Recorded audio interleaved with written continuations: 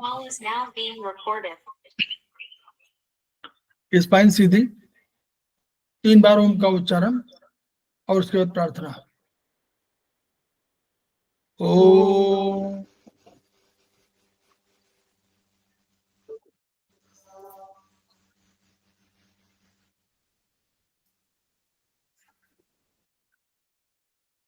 ओम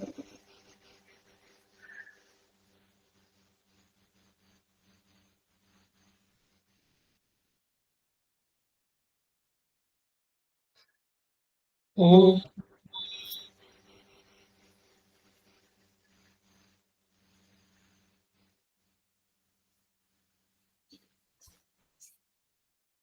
वह भक्ति हमें दो दयानिधे, कर्तव्य मार्ग पर डट जाए, पर सेवा पर उपकार में हम निज जीवन सफल बना जाए। वह शक्ति हमें दो दयानिधे, कर्तव्य मार्ग पर डट जाए। हम दीन दुखी निबिलों विकलों के सेवक बन संताप करे, जो है बिछड़े भूले भटके, उनको तारे खुद तर जाए। वह शक्ति हमें दो दयानिधे, कर्तव्य मार्ग पर डट जाए। छल द्वेष दंभ पाखंड झूठ, अन्याय से निष्दिन दूर रहे, जीवन हो शुद्ध सरल अपना, कुछ प्रेम सुधारस बरसाने। शक्ति हमें दयानिधे, कर्तव्य मार्ग पर डट जाए। निज आन मान मर्यादा का प्रभु ध्यान रहे, अभिमान रहे, भूमि में जन्म लिया, बलिदान उसकी पूरी हो जाए। हमें तो दयानिधे, कर्तव्य मार्ग पर डट जाए, पर सेवा पर उपकार में हम निज जीवन सफल बना जाए।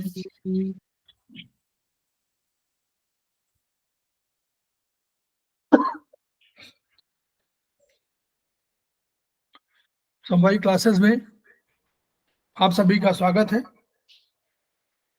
हमारे बीच में श्रीमती वर्षा श्रीवास्तव उपाध्यक्ष समवायी फाउंडेशन उपस्थित है, उनका स्वागत है। हमारे बीच में स्वाति गुप्ता जी उपस्थित है, उनका स्वागत है। हमारे बीच में नीतू जैन जी उपस्थित हैं, समवायी फाउंडेशन की प्रमोटर हैं और अब सेमेस्टर 5 में आ गई हैं, उनका स्वागत है। हमारे बीच में रमेश चंद जी उपस्थित हैं, वो सेमेस्टर 3 के स्टूडेंट हैं, उनका स्वागत है। हमारे बीच में आदित्य राज जी उपस्थित हैं, उनका स्वागत है। हमारे बीच में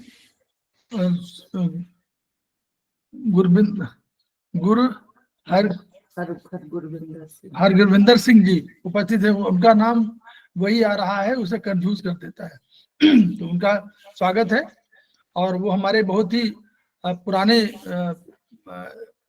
वहां पर थेरेपी कर रहे हैं, उनका स्वागत है। हमारे बीच में प्रतिमा राय जी उपस्थित हैं, सेमेस्टर 3 की स्टूडेंट है और समवायी फाउंडेशन की प्रमोटर है, उनका स्वागत है। इसके अतिरिक्त हमारे साथ में रीता गांधी जी उपस्थित है, उनका स्वागत है। हमारे बीच में सरिता जैन जी उपस्थित है, सेमेस्टर 3 की स्टूडेंट है और समवायी फाउंडेशन के प्रमोटर है, उनका स्वागत है। हमारे बीच में शीतल बासुपिया जी उपस्थित है, सेमेस्टर 2 की स्टूडेंट है, उनका स्वागत है।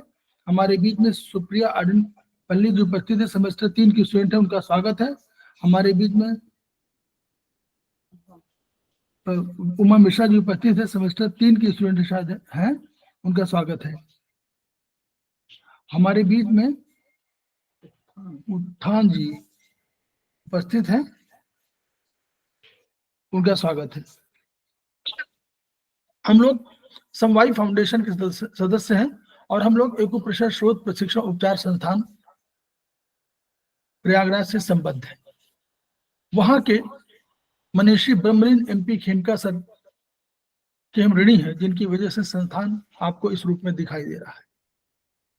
इसके अतिरिक्त प्रोफेसर सुषमा ओझा, जिन्होंने हमको एक्यूप्रेशर से परिचित कराया, उनके प्रति भी हम कृतज्ञता ज्ञापित करते हैं। संस्थान का एक मोटो है, each one reach one, each one treat one, each one teach one. उसी को आपके माध्यम से जन जन जागरण अभियान के तहत पूरे विश्व में फैलाने का हमारा सपना है और हमें विश्वास है कि विधा जो अपेक्षाकृत कम खर्चीली है, उसका लाभ केवल आपको ही नहीं मिलेगा बल्कि समस्त पीड़ित मानवता को मिलेगा। इन्हीं शब्दों के साथ हम लोग आज की शुरुआत कर रहे हैं। आप सभी लोगों को परीक्षा में के लिए बधाई। आप लोगों ने इम्तिहान दिया है तो आप सफल हैं। सर शुक्रिया, मैं वही सोचूं, ऑलरेडी सेमेस्टर 3 में भेज दिया है आपने हमें। नहीं, सेमेस्टर 3 में तो इसलिए आप चले गए हैं कि जैसे आपने इम्तिहान दिया वैसे आपने इतना मेहनत किया 6 महीने, तो उसका फल तो मिलना ही है। तो इसलिए सेमेस्टर 3 तो हो गया। अब वो आप ज्वाइनिंग कब होती है वो अलग पॉइंट है, लेकिन हो तो गया सेमेस्टर 3 ही। अगर पढ़ना तो सेमेस्टर 3 हो गया, नहीं पढ़ना तो सेमेस्टर 2 रहेंगी, कोई बात ही नहीं। लेकिन पढ़ना है तो सेमेस्टर 3 हो गए सारे लोग। क्योंकि पास होना नंबरिंग सिस्टम पे डिपेंड नहीं करता है। पास होना ये कि आपको ये विश्वास है, और हम लोग अगर मॉडर्न साइंस की भाषा में बात करें तो हमारे हाइपोथैलेमस को ये विश्वास है कि हमने जो किया वो हमको संतुष्टि का भाव है, तो हम पास है। अगर संतुष्टि का भाव नहीं है तो हम टॉप भी कर जाएं तो भी हमको वो कभी नहीं आ पाएगा। कुछ लोगों को जीवन भर नहीं आता है, लेकिन कुछ लोगों को लगता है कि नहीं भाई ठीक है, हमने जो जितने मेहनत किया उसका फल हमको मिल गया। हमको जितना जानकारी, भाई हम लोग कोई जानकारी जानता था इसके पहले शायद ही कोई वुड कोई मानता रहा होगा कोई एलिमेंट है उस रूप में, वो मॉडर्न साइंस की भाषा में अलग है। मैं तो हम लोगों ने उसके बाद कास्ट मेटल को हम लोगों ने ऐसे रूप में समझा कि रिलेशनशिप क्या है। तो ये जानकारी हमको यहीं से मिली। और उसके बाद हम लोगों ने आयुर्वेद पढ़ा, तो आयुर्वेद में हम लोग सब जानते थे, काल भी जानते थे, दिशा भी जानते थे सब, लेकिन इस रूप में जानते थे ये नहीं मालूम था कि हम लोग उसको पराभौतिक मानेंगे और उनके बीच में ये रिलेशनशिप होगा। तो इसलिए सारे लोग ये हैं, तो सबको बधाइयाँ, शुभकामनाएं। और आगे के जीवन के लिए जहां भी पढ़ना चाहते हैं, जो भी करना चाहते हैं, उसके लिए हमेशा आपको हमारी शुभकामनाएं आपके साथ रहेंगी। किसी रूप में रहें, जहां भी आप रहें, अपना कर्म करें। और आप अगर मेथी भी लगा देते हैं किसी को और उसका वो कह देता है कि हमें बहुत प्रसन्नता है, तो समझ लीजिए आपका काम हो गया। यही तो हम चाहते हैं कि आप ट्रीटमेंट कोई करें और उसको प्रसन्नता मिले। तो अब कितना सफल होते हैं इस पर बहुत निर्भर नहीं करता है, लेकिन अगर उसने कह दिया, आप किसी को कह दिया कि यहाँ पर पत्थर बांध दीजिए छोटा सा, और पत्थर बांधने के बाद भी वो आया और उसने कहा कि हमको बहुत फर्क पड़ गया। हम लोग यहीं पर कोरोना पीरियड में थे, हम लोग अधिक जानते नहीं थे, ऐसा मत सोचे। हम लोग उसमें रहे होंगे 2-3 सेमेस्टर में। तो उसमें कोरोना पीरियड में कहीं से कोई गांव में किसी में हुआ, उनके किसी साहब, हमारे जो महासचिव महोदय हैं, उनके छोटे भाई, वो उनके चाचा या कोई थे, भाई थे, उनको कोई प्रॉब्लम हो गई। उन्होंने कहा मुझे कल कचेरी जाना है और यहाँ से मुझे कम से कम 20 किलोमीटर जाना है, और आज मेरा स्पाइन जो है काम ही नहीं कर रही, मैं बिल्कुल लेटा हुआ हूँ और उठ ही नहीं पा रहा हूँ। तो उन्होंने कहा क्या किया, तो हम लोगों ने कहा कि उनको जो है कि ये चना मटर जो भी मिले उनके पास, और वो यहाँ पर लगा दे। तो हम लोगों ने इतना केवल कह दिया। कैसे लगाया होगा, टेप तो था नहीं रहा होगा, कैसे लगाया, लेकिन फिर भी लगाया होगा उन्होंने। लगाने के बाद उन्होंने लगाया और दूसरे दिन उन्होंने कहा कि भाई ये तो जादू हो गया। बोले क्या जादू हो गया? बोले आज तो हम बिल्कुल ठीक है, जा रहे हैं कचहरी। तो हम लोगों को वो सेटिस्फेक्शन मिला कि देखिए हम लोग यहीं बैठे बैठे, कोई हम लोगों ने कुछ किया नहीं, बताया ही है कि ऐसे कर दीजिए। तो वो जो आंतरिक संतोष मिला, वो उसका शब्द नहीं है।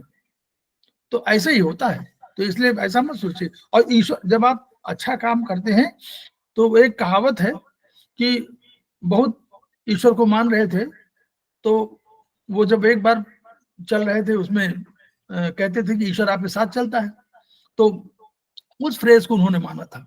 तो गए वहां पर और बालू में चल रहे थे, तो उन्होंने देखा कि मेरे कदमों के निशान तो पड़े हुए हैं, ईश्वर के कदमों के निशान बगल में तो कोई दिखाई नहीं पड़ रहे हैं। तो उन्होंने प्रार्थना किया कि भाई आप तो कहते थे कि मैं आपके साथ हूँ, आप तो मैं तो चल रहा था, आपके कदमों के निशान नहीं मिले मेरे। उन्होंने कहा नहीं, जिन समय तुम चल रहे थे उसमें तुम मेरे कंधों पर थे, तो मेरे ही कदमों के निशान है वो, तुम्हारे कदमों के निशान नहीं है। तो मेरे कंधों पे थे क्योंकि तुमने मुझ छोड़ रखा था।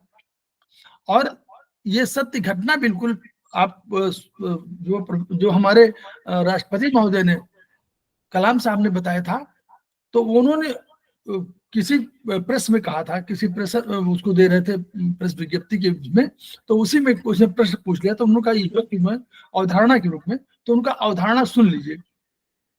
उन्होंने कहा एक बच्चा है और डॉक्टर गुजरात के डॉक्टर हैं, बहुत बड़े डॉक्टर हैं, जिनको कई मेडल मिले हुए हैं, वो हजारों कम से कम उन्होंने वो किया है ऑपरेशन, हार्ट ऑपरेशन। तो उन्होंने कहा एक बच्चे का, डॉक्टर कुलकर्णी कोई नाम है शायद, तो उन्होंने कहा कि डॉक्टर कुलकर्णी ने मुझे बताया कि मैं अब क्या ट्रीटमेंट करता हूं, आप सुन लीजिए। तो वही बताने लगे कि एक बार मेरे पास एक केस आया और छोटे बच्चे केस था, और वो वर्चुअली बिल्कुल हमने देखा तो जो रिपोर्ट थी उसके हिसाब से उसको सर्वाइव नहीं करना था। तो मैं भी हिचक रहा था कि ऑपरेशन करूं कि ना करूं, लेकिन फिर मदर का बहुत आग्रह था कि नहीं ऑपरेशन तो कर दीजिए। तो फिर मैंने ऑपरेशन के लिए टीम को बुलाया, ठीक है ऑपरेशन करेंगे। लेकिन मेरा 0%, मतलब आप समझ लीजिए 1-2% विश्वास था, अदरवाइज मैं चाहता था कि नहीं वहीं पर। तो जब मैं ऑपरेशन करने के लिए गया तो छोटे बच्चे ने मुझसे पूछा कि डॉक्टर अंकल आप मेरा ओपन हार्ट करेंगे ना? तो बोले हाँ। उसको मालूम रहा होगा, उन्होंने कहा आप हार्ट बाहर निकाल देंगे? बोले हाँ, आप हार्ट बाहर निकाल देंगे? बोले कोई मशीनों से जोड़ देंगे मेरे उसको? बोले हाँ। तो बोले फिर हार्ट में आप एक काम करिएगा, जब ये आप हार्ट खोलिएगा तो आप ये बता दीजिएगा कि गॉड कैसा दिखता है, क्योंकि मदर ने कहा है कि गॉड तुम्हारे दिल में है।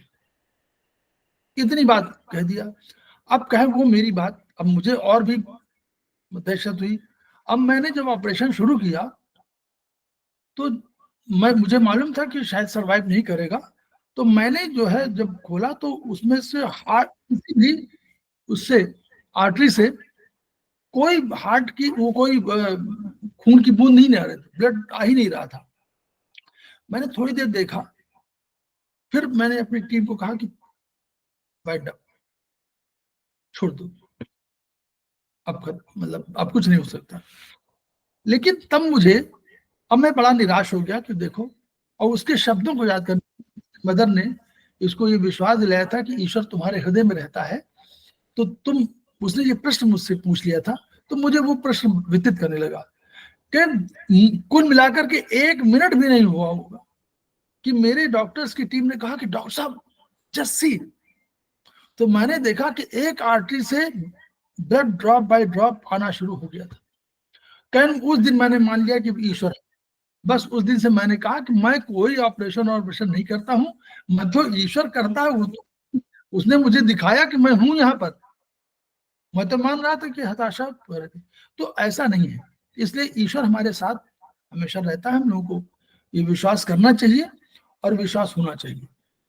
चलिए हम लोग अपने विषय की बात करते हैं। तो हम लोग आज चाइनीज की बात कर रहे हैं, 5 शू पॉइंट्स बात कर रहे हैं। अब ये शू पॉइंट्स हैं क्या? चाइनीज सिस्टम में जो शू पॉइंट का कहा गया कि वो ट्रांसफर करते हैं, यानी हमारे अंदर जो ऊर्जा है, हमारे अंदर जो तरल है, हमारे अंदर जो ब्लड है, उसको हम सप्लाई करते हैं, उसको ट्रांसफर करते हैं, उसको एक जगह से दूसरी जगह ले जाते हैं। तो नेचुरली जहां नहीं है वहां पर ऊर्जा को ले जाना है, जहां पर कम है वहां पर अधिक वाले से ऊर्जा को ले जाना, यही करते हैं। तो ये जो शू है इसको ट्रांसफर कहते हैं। आपको कई रूपों में इसको होगा, किसी जगह पर शिफ्टिंग, जो शब्द हो सकते हैं इसके वो शू का अर्थ है, मतलब ट्रांसफर से लेकर के ट्रांसफॉर्मेशन, सब कुछ जहां भी ट्रांसफॉर्म करना है वहां पे।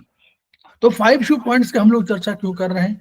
अभी हम लोगों ने चर्चा किया था कि उन्होंने पहले एक सिद्धांत बनाया कि हमारे सारे जो एलिमेंट्स हैं उनके बीच में एक अंतर संबंध है, वो मदर फादर का संबंध है, जो मदर फादर से बेटे का संबंध है। तो ऐसे रिलेशन बताए। फिर उनका कंट्रोलर पॉइंट भी है। तो पांचों आप देख लीजिए, एक को ले लीजिए और 4 को ले लीजिए। तो एक को अलग कर लीजिए, तो या तो वो किसी का मदर है, या कोई उसका सन है, या कोई उसको कंट्रोल कर रहा है। यही 3-4 रिलेशनशिप में सारा बंधा हुआ है। कोई उसका फादर है, किसी का ये फादर है, कोई किसी को ये कंट्रोल कर रहा है, कोई इसको कंट्रोल कर रहा है। बस यही 4 रिलेशनशिप में पूरा आपका चक्र को आप देख लीजिए, यही चक्र रिलेशनशिप है। अब उनके बीच में इस रिलेशन से हम लोगों ने वहां पर देखा था फर्स्ट चैप्टर में कि there was the relationship of son point and mother point. तो हम लोगों ने मान लिया था कि जो मदर पॉइंट होगा, क्योंकि हम लोगों ने माना था कि एक भी जो भी मेरिडियन होगी उस मेरिडियन में 5 बिंदु होंगे, क्योंकि हम लोगों ने पहला सेंटेंस कहा है कि ब्रह्मांड में कोई भी पदार्थ होगा वो 5 तत्वों से बना होगा। वो परसेंटेज कम होगा अधिक होगा ये नहीं कह रहे हैं, लेकिन इन्हीं तत्वों से बना है। किसी में अग्नि अधिक है, किसी में जल अधिक है, किसी में मेटल अधिक है, किसी में विंड अधिक है, वायु अधिक है, काष्ठ अधिक है। तो यानी इस रिलेशनशिप में हम उसको ले रहे थे। फिर हम लोगों ने कहा सन पॉइंट मदर पॉइंट, तो यानी सन पॉइंट बिल्कुल समाज से लीजिए। जैसे सन मदर से शक्ति, ऊर्जा, धन, पैसा लेता है, सन डॉटर दोनों वही रिलेशनशिप में है, जैसे लेता है, तो इसलिए वो सिडेशन पॉइंट हो गया उस एलिमेंट का, उस मेरिडियन का। वो जो पॉइंट होगा सन पॉइंट, वो उसका सिडेशन पॉइंट हो जाएगा कि अगर उस पर ट्रीटमेंट करेंगे तो अपने आप सिडेट हो जाएगा। क्यों? क्योंकि प्रकृति का नियम है कि सन ले रहा है। वही मदर पॉइंट पर अगर आप कर देंगे तो मदर का रिलेशनशिप क्या है कि मदर देने वाली है, मदर ऊर्जा बढ़ाने वाली है, आपकी शक्ति को बढ़ाने वाली है। तो वो मदर पॉइंट को हमेशा वो कहा गया कि mother point is a tonification point. जैसे मदर पॉइंट को आप करेंगे तो वैसे ही वो ऑर्गन टोन हो जाएगा उसका जो। तो इसलिए एक रिलेशनशिप यहाँ पे आए। फिर हम लोगों ने देखा कि डिस्टल पॉइंट है। अगर इन पॉइंट्स पे हमारा कोई नॉर्मल पॉइंट्स जो होते हैं मेरिडियन के पास के पॉइंट, उनमें कहीं प्रॉब्लम होती है तो पहले उनको स्टिमुलेट करेंगे हम। उस मेरिडियन जो पॉइंट जहां पर आपका प्रॉब्लम है उसमें उस मेरिडियन का पॉइंट, उस मेरिडियन के पास के पॉइंट, उस मेरिडियन से थोड़ा आसपास का पॉइंट, ये सारे जिम्मेदार होते हैं उस एलिमेंट के लिए। इसलिए अगर आपको कुछ भी समझ में ना आवे तो जहां पर दर्द हो उस मेरिडियन केवल इतना जानकारी करिए कि मेरिडियन कहां पर है। तो मेरिडियन देखिए, स्टमक मेरिडियन है मान लीजिए, और कोई स्प्लीन मेरिडियन, कोई भी मेरिडियन हो, उस मेरिडियन के जो पॉइंट वहां पर आ रहे हैं लोकल पॉइंट्स, इनको लोकल पॉइंट्स। देखो गुब्बारा मुंह में खा रही है वो। इनको लोकल पॉइंट थ्योरी कहते हैं कि लोकल पॉइंट के आधार पर आपको ट्रीटमेंट करना चाहिए चाइनीज के हिसाब से। नंबर 1। नंबर 2 हम लोगों ने देखा था कि डिस्टल पॉइंट है, जो पॉइंट ये वाले नहीं कर सकते हैं, तो कुछ डिस्टल पॉइंट दूर में ऐसे कुछ चीजें जरूर होती हैं जो कंट्रोल करती है, किसी न किसी रूप में इनको प्रभावित करती है। तो उस पॉइंट पर वो पॉइंट हमारे उन्होंने डिफाइन कर दिया कि ये पॉइंट है। उन पॉइंट्स पर अगर ट्रीटमेंट देंगे तो वो भी फर्क पड़ेगा, उस पर भी आपको कार्रवाई कर देंगे तो नेचुरल एलिमेंट दूर हो जाएगा। अब हम लोग एक और थ्योरी की बात आ रहे हैं। अब ये हम लोग कह रहे हैं कि जो 5 शू पॉइंट है, और देखिए ईश्वरीय कृपा इसको मानिए कि वो 5 शू पॉइंट हमारे बहुत बियॉन्ड कंट्रोल नहीं है। वो सब कोहनी से लेकर के यहाँ तक है और पैर में घुटने से लेकर नीचे तक है। तो हम चाइनीज ट्रेडिशन टीसीएम की बात करें तो टीसीएम में तो पूरे शरीर में जाल बिछा हुआ है, लेकिन सबसे महत्वपूर्ण पॉइंट यही है। तो यानी हमारे लिए चिकित्सा कितनी सुविधाजनक है कि हम नीचे लगा दें, ऊपर लगा दें, कोई दिक्कत नहीं, लगा सकते हैं। अदरवाइज शरीर के अन्य भागों में बहुत जगह पे हम लगा भी नहीं सकते। अगर पहले वहां ट्रीटमेंट वो भी था एक्यूपंक्चर का, तो भी जब जल्दी नहीं कर पाते थे, लेकिन इन पॉइंट पर, क्योंकि ये शू पॉइंट हमारे हैं, इन्हीं से अधिक एनर्जी ट्रांसफर होती, अधिक, मैं नहीं कह रहा हूं कि पूरी, लेकिन अधिक एनर्जी ट्रांसफर होती और अधिक रोगों के लिए यही पॉइंट्स जिम्मेदार माने जाते हैं। तो हम लोग वही चर्चा करने जा रहे हैं, 5 शू पॉइंट्स।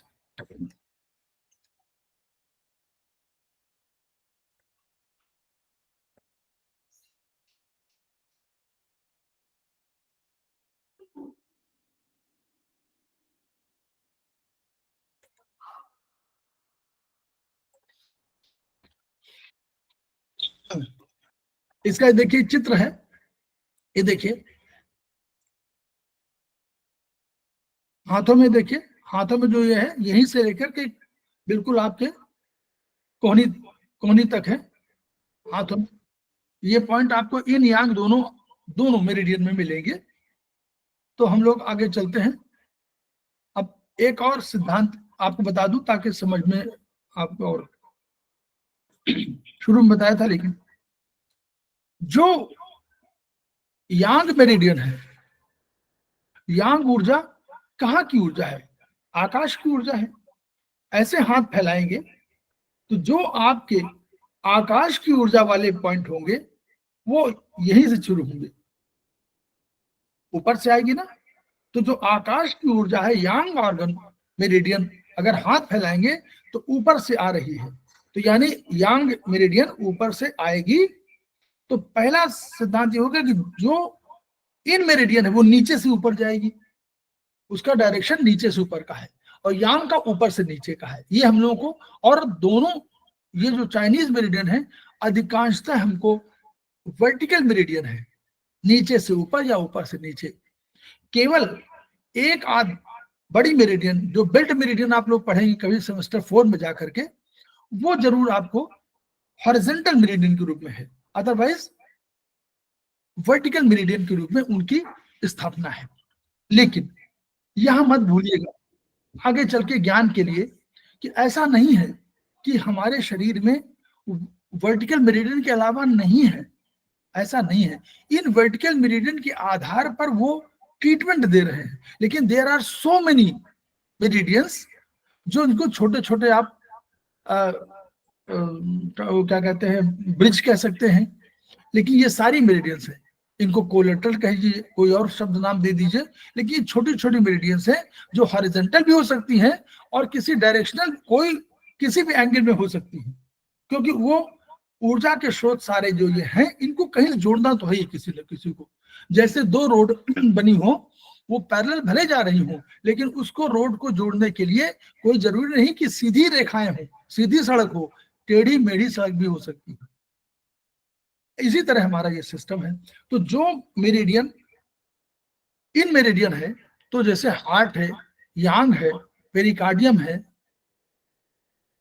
लंग्स है, लंग्स, हार्ट, पेरिकार्डियम, ये मेरिडियन जो है कहां से निकलती है? देखिए आपको बिल्कुल आपके छाती के आसपास से निकलती है, लंग्स भी, हार्ट भी और पेरिकार्डियम भी, ये छाती के आसपास से निकलती है और इनका डायरेक्शन ऊपर की ओर होता है। ऐसे हाथ खड़े करेंगे तो ऊपर की ओर डायरेक्शन हो रहा है, हाथ ऊपर यूं खड़े करिए तो नीचे से ऊपर की ओर इनका डायरेक्शन है ना सब। लंग्स का भी है, हार्ट का भी है, पेरिकार्डियम का भी है। तो ये इन मेरिडियन है, इसलिए नीचे से ऊपर जा रही डायरेक्शन। अब ऐसे हाथ खड़े करके खड़े हों तो ऊपर जो है, ऊपर से जो मेरिडियन यांग आ रही है वो एसआई की मेरिडियन है, एलआई के मेरिडियन है और ट्रिपल बार्बर के मेरिडियन है। तो ये तीनों मेरिडियन आएंगी और ये जाकर के आपके इस भाग में, सर के भाग में जाएंगी। कहीं नोट करते चलिए, ये आपको 5वें 6वें सेमेस्टर में बहुत क्लैरिफाई करेंगे, बहुत जाकर के। तो ये वो मेरिडियन ऊपर से आई और अंत में समाप्त कहाँ होंगी? चेहरे पर समाप्त होंगी। कोई देख लीजिए, एसआई, एलआई, एलआई, एसआई और ट्रिपल बार्बर। फिर इसके बाद क्या होगा? फिर जो मेरिडियन यहां से शुरू होंगी यहां से नीचे से गई ऊपर इन्हीं पर गई और यहीं से फिर लौटी और चेहरे पे आ गई। जहां पर चेहरे पे हमने छोड़ा उसी चेहरे के पास से फिर 3 मेरिडियन कोई निकलेंगी, गॉल ब्लैडर की निकलेंगी, स्टमक की निकलेंगी और यूबी की निकलेंगी और तीनों सर से चक्कर लगाते हुए अंत में पैर पहुंच जाएंगी। क्यों? क्योंकि ये कौन सी मेरिडियन है? ये वाली यांग मेरिडियन है। तो ये भी यांग मेरिडियन ऊपर से नीचे डायरेक्शन है इनका, और ये नीचे चली गई पैर में। फिर नीचे से मेरिडियन कुछ निकली, ये 3 यांग मेरिडियन हो गए। उसके बाद यहीं पर नीचे चली गई, फिर वहां से किडनी की मेरिडियन, स्प्लीन की मेरिडियन, लीवर की मेरिडियन, तीनों नीचे से आएंगी और आपको कहां पर आ जाएंगी? चेस्ट पर। तो चेस्ट से शुरुआत हुई, याद करिए, चेस्ट से शुरुआत हुई थी लंग्स की और चेस्ट पे आगे खत्म हुआ। सारी मेरिडियन आकर के चेस्ट पे खत्म हो गई। लीवर कह दीजिए, लीवर की मेरिडियन लास्ट में हुई तो चेस्ट से शुरू हुई थी लंग्स की और चेस्ट पे ही आगे समाप्त हो गई। तो यानी इन तरह एक चक्कर पूरा कर लिया है। तो ये एक कंसेप्ट है, तो इसको याद रखिएगा धीरे धीरे। अब ये हमको 5 शू पॉइंट में इतने 12 हमारे वो हैं, इन्हीं को हम कहा। तब इनमें इनको वो जो हम लोगों ने एक एग्जाम्पल दिया था कि जिंक वेल पॉइंट, ये सब वेल पॉइंट मतलब इन्होंने कहा वही सिद्धांत है कि ऊर्जा वेल से निकली। ये सब जो कंसेप्ट है वो वाला कि वेल के बाद स्ट्रीम, वो वेल के बाद जो है स्प्रिंग, फिर स्ट्रीम, फिर रिवर, फिर आपका महासागर सी, फिर जो यांग ऊर्जा आई वो स्ट्रीम से कन्वर्ट हुई, फिर रिवर में गई, फिर सागर में गई, सागर से लौटी, फिर वेल में चली गई, फिर स्ट्रीम में बनी। तो वही कंसेप्ट है जिंक वेल पॉइंट। ये पॉइंट्स कहलाते हैं, ये पॉइंट्स कहलाते हैं कि ये पॉइंट हाथ की उंगलियों के पास होते हैं, ऊपर उंगलियों के नाखून के पास है। नेल चक्र की तरह समझ लीजिए, नेल चक्र की तरह है ये, जो हम लोग मॉडर्न जो हमारा भारतीय दर्शन का वो है उसमें चक्र। तो केवल पॉइंट पैर की तलवे में होता है, जहां पर कि आप दोनों का वो मुड़ेंगे तलवा ऊपर वाला उंगलियां, तो आपको यहाँ पर मिलेगा। ये केवल पॉइंट होता है और सब हाथ पैर की उंगलियों के नाखून के पास स्थित होते हैं। ये फिर GV26 एक अलग से एडिशनल पॉइंट है केवल जिंगवेल पॉइंट में। दिस इज गवर्निंग वेसल का जिंगवेल पॉइंट है जो नाक के नीचे स्थित है, और ये इमरजेंसी पॉइंट, ये सारे इमरजेंसी पॉइंट हैं। इसलिए इमरजेंसी पॉइंट है कि ये सारे जो पॉइंट हैं, ये जो तात्कालिक ऊर्जा जो हमारी जो शुरू में होता है, हम अक्यूट बोलते हैं, अक्यूट डिजीज के लिए सब जिम्मेदार है। तो GV26 और K1 2 पॉइंट ऐसे हैं जो हमारे यहाँ एक्सट्रीम इमरजेंसी के पॉइंट कहलाते हैं कि अगर आपको कभी प्रॉब्लम हो तो आप उसमें ट्रीटमेंट दोनों कर सकते हैं। क्योंकि GV26 गवर्निंग वेसल का पॉइंट है, इसलिए हम लोगों ने कहा था GV20 हाईएस्ट एनर्जी का पॉइंट है। तो गवर्निंग वेसल यांग ऊर्जा है, यानी यांग ऊर्जा माने हीट ऊर्जा होगी।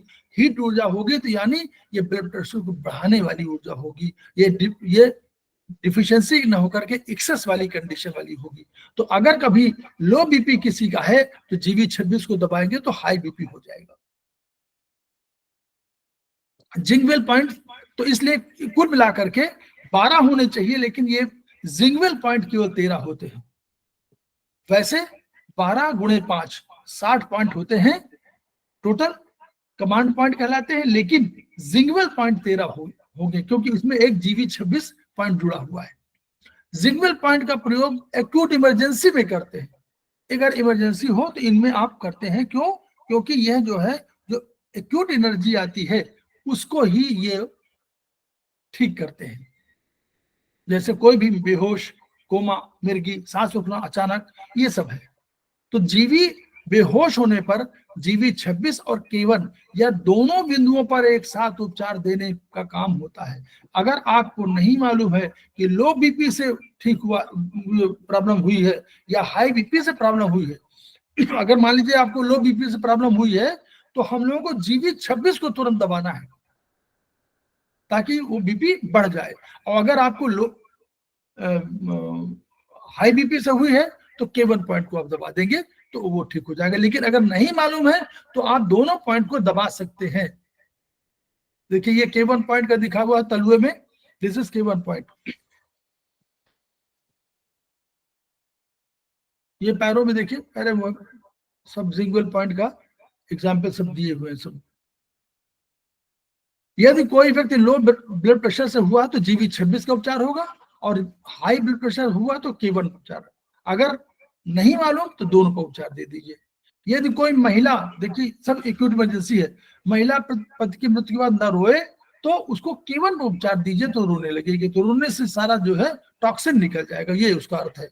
और थोड़ा शांत हो जाएंगे, मन प्रसन्न हो जाएगा, मन थोड़ा सा शांत हो जाएगा, प्रसन्न नहीं होगा, शांत होगा।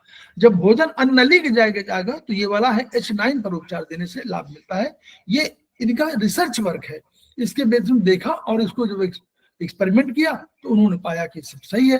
तो इसलिए उन्होंने माना कि क्योंकि सारे मेरिडियंस का जाल बिछा हुआ है तो भोजन अन्न नली की जगह श्वास नली पर H9 पर आपको करना चाहिए। अगर श्वास लेने में कठिनाई हो तो H9 पर उपचार दें और श्वास छोड़ने में कठिनाई हो तो LU11 पर उपचार दें। अब देखिए हम लोगों ने वहां अभी आगे पढ़ेंगे कि श्वास लेने की क्रिया का नियंत्रण कौन करता है? Lungs, kidney, kidney. ठीक, लेकिन देखिए यहाँ पर उपचार केवल एक ही हो रहा है, श्वास छोड़ने वाले को H9 और H9 और लंग्स, मतलब H और लंग्स दोनों जिम्मेदार हैं इसी के लिए, श्वास छोड़ने के लिए। लेकिन श्वास छोड़ने के लिए तो इनमें दोनों H9 और लेने में नहीं, लेने में तो कौन जिम्मेदार है? किडनी और एक और ऑर्गन नोट कर लीजिए, लीवर, वो भी लिखा हुआ है, किडनी और लीवर। और यहाँ अगर श्वास छोड़ने में कठिनाई हो तो लंग्स, लेकिन यहाँ दोनों में H9 और LU11 पे कर दिया है ताकि लेने की कठिनाई भी उन्होंने माना है। क्यों? एक रिलेशनशिप जो है हम लोग किडनी का मानते हैं ना, किडनी और लंग कोई हार्ट का कोई रिलेशनशिप होगा ना, कंट्रोलर। किडनी हार्ट क्या है? कंट्रोलर है, किडनी हार्ट कंट्रोलर है, इसलिए शायद ये H9 पॉइंट जिम्मेदार है। ये जो पॉइंट का कंसेप्ट है, एक तो दो पॉइंट है, एक तो किडनी और हार्ट दोनों ऊपर नीचे है और किडनी जल का तत्व का नियमन करती है और हार्ट रक्त का यानी गर्मी का, तो दोनों मिल करके गर्मी की स्थिति यानी आपके शरीर का टेम्परेचर मेंटेन करते हैं। प्लस H9 जो हार्ट है वो रक्त वाला होता है, तो वो याद करिए ना, रक्त का वाला है और ये उसका नीचे है, ये कंट्रोल करता है ना हार्ट को, किडनी कंट्रोल करती है इसलिए। ठीक है, पेशाब रुक जाए तो K1 को उपचार दे दीजिए, तो K1 बहुत नीचे के लिए, बहुत लिवर और एफाइसिस के लिए किडनी बहुत जिम्मेदार है। आंख के आगे जाला तो SI1 पर उपचार दीजिए। ये सब उनके एक्सपेरिमेंटल है जो एक्यूट इमरजेंसी पॉइंट है। जब व्यक्ति को अति क्रोध आए तो GB44 और लीवर 1 पॉइंट जो है विंड पॉइंट है और GB44 किसका पॉइंट है? मेटल, GB44 भी शायद मेटल पॉइंट है। यस, तो मेटल पॉइंट और वो विंड पॉइंट दोनों पर उन्होंने दिया है। ड्राइनेस पॉइंट है ना GB44, dryness point, yes dryness point है GB44, तो वो ड्राइनेस पॉइंट और लीवर 1 जो है जबकि विंड पॉइंट है। तो क्रोध आने का ये कारण उन्होंने जो भी निकाला होगा तो GB44 पर एक्सपेरिमेंट। देखिए कोई और आधार, इनके बहुत से गुण जो हम लोग वहां पढ़ते हैं आयुर्वेद में, द्रव्य गुण कर्म, तो ये गुण कर्म है वर्चुअली जो उन्होंने एक्सपेरिमेंट बेसिस पर डिसाइड किया हुआ है। बोलने पर LU11 पर उपचार सर इन्होंने 11 सिडेट और टोनिफिकेशन कुछ नहीं बताया नहीं इधर। किस पर? नहीं, क्रोध आएगा तो सिडेट करना पड़ेगा ना। नहीं ये कोई भी पॉइंट्स का बताया नहीं है, मतलब जो भी H9 का SI का। फर्स्ट सेमेस्टर और है भी ना, बात करता हूँ, क्लास चल रही थी। फर्स्ट सेमेस्टर है ना, उम्मीद पट्टी और ले मतलब अच्छा फर्स्ट सेमेस्टर में मेथी दाना लगा दो है हाँ सेमेस्टर में हमने उतना ही अच्छा, शायद फर्स्ट सेमेस्टर में इसलिए इन्होंने बताया नहीं सेडेट या टोनिफिकेशन। देखिए ऐसा है, हाँ ठीक है, नहीं बताया, क्योंकि देखिए ऐसा है, टोनिफिकेशन और सिडेशन जो है आपको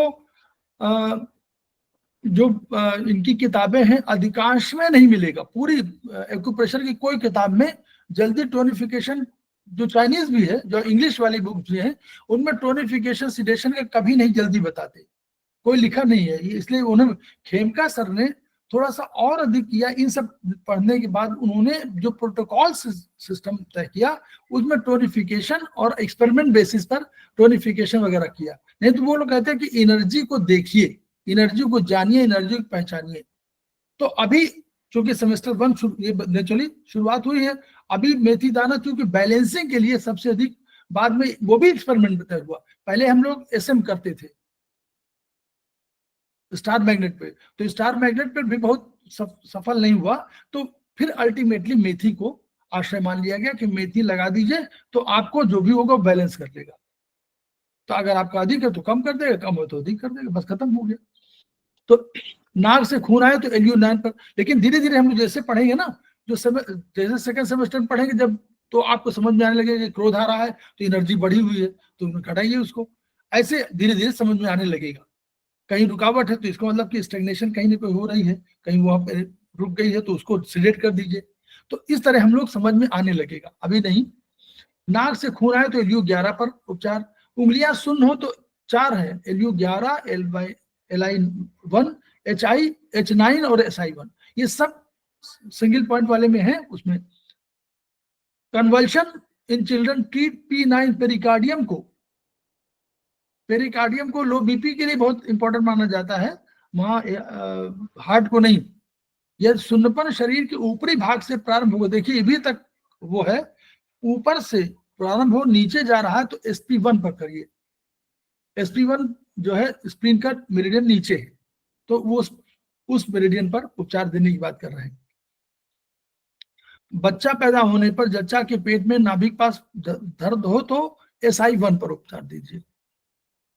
एंजाइना पेन में H9, P9, LU, लीवर 1, ये सब उपचार जो है, अब ये सिडेशन ही तो होगा। एंजाइना पे हम लोग अब जान रहे हैं सेकेंड सेमेस्टर के बाद कि भाई ये एंजाइना पेन होगा तो यानी पेन है, इसमें एनर्जी बढ़ी हुई है तो घटा दीजिए।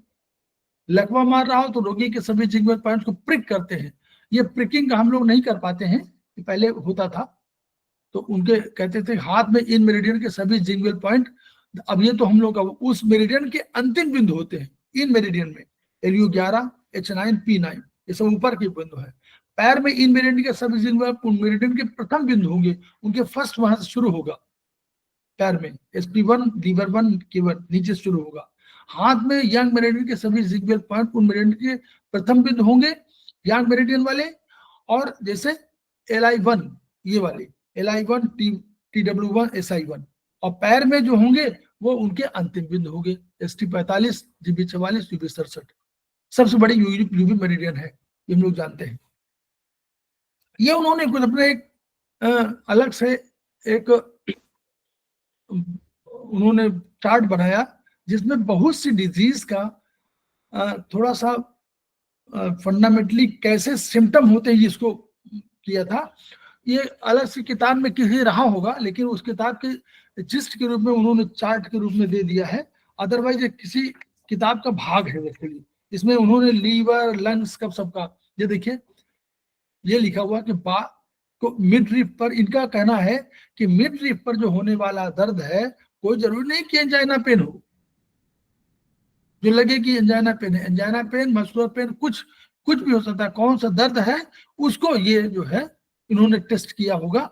तो उसमें बताया कि 12वीं शताब्दी के मिंग वंश के समय गाओवू ने एक्यूमॉक्सी थेरेपी, एक उनकी थेरेपी है, उसके बेसिस पर उन्होंने एक कोई चार्ट बना दिया कि इसके आधार पर आपको तुरंत समझ में आ जाए कि कैसा दर्द है, वो उन्होंने इसको दिखाया हुआ है। प्लस किसी ऑर्गन का, क्योंकि उनके यहाँ हम लोग अभी उसको ठीक से नहीं पढ़ते हैं, उनके हिसाब से जब कभी व्यक्ति का आपको हुआ तो उसको आपको तुरंत देखना है कि वो मेटल टाइप है कि वो लंग्स टाइप है, ये टाइप तुरंत देखना है। ये हम लोग बाद में देखते हैं अभी, और उसको या तो देखते क्या है, समझ नहीं पाते हैं। लेकिन वो कहते थे नहीं, पहले यहीं से शुरुआत करिए कि आप उसको जानिए कि लंग्स टाइप है तो मिडल टाइप है कि आपका हार्ट टाइप है कि वुड टाइप है, उससे आपको ट्रीटमेंट में आसानी मिलती है। लेकिन हम लोगों को थोड़ा सा चाहे जो भी कह लीजिए, हम लोगों का एजुकेशनल सिस्टम या जो भी हो, उसमें हम लोगों का थोड़ा सा ये अभी कमजोर है, हम लोग उसको ध्यान नहीं देते उतना। अब ये देखिए, गाल ब्लैडर नब्ज स्टिंगी हो, रोगी सफाई पसंद हो। अगर रोगी सफाई पसंद है, गुस्सा अधिक आता है, तो रोगी गाल ब्लैडर का है। ये हम लोग इसमें से इसके सिम्टम के हिसाब से जान लिया। और तब कोई प्रॉब्लम होगी तो आप देखिए कहाँ कहाँ जो भी कौन रोगी एक्यूट बीमारी की अवस्था में हो तो उसको रोगी के GB44 पर उपचार दीजिए, क्योंकि हमने गाल ब्लैडर टाइप उसको देख लिया है। तो अगर टाइप मालूम हो जाए तो हमको रोग के निदान या रोग के निदान में और रोग के उपचार में हमको सहायता मिलेगी, ये इनका कहना है। अगर रोगी को ज्वर है तो GB43 पे कर दीजिए, रोगी हड्डियों का जोड़ है तो फ्लैसिड लैम्प है तो GB41 पे कर दीजिए, वही पॉइंट लिया उन्हीं ऑर्डर पे। और कोल्डनेस है तो 38 पे दे दीजिए, और अगर आप हिचकी आ रहे GB44 पे दीजिए। क्यों? लेकिन पहले ये जान लीजिए, कॉन्स्टिट्यूशन जान लीजिए, इससे आसान हो जाएगा। लेकिन ये हम लोग इसको थोड़ा उतना ध्यान नहीं देते, उन्होंने जो कहा ये वाला था कि इस आधार पर पूरा उन्होंने एक्यूमॉक्सी थेरेपी में पूरा विश्लेषण कर दिया। इसी प्रकार सिनॉप्सिस ऑफ फाइब्रोलेजियम तत्व ज्ञान एक्यूपंक्चर थेरेपी में कौन सा दर्द अनजाना है, पूरा इसमें अध्ययन है कि अगर इस तरह का दर्द हो तो ये होगा, इस तरह का दर्द हो तो ये होगा। इसको पढ़ने के बाद धीरे धीरे समझने में हम लोगों को समझ में आना चाहिए। लीवर में है, रोगी का शरीर दुर्बल हो, मांस क्षय हो रहा हो, तो मसल्स की प्रॉब्लम हो रही हो,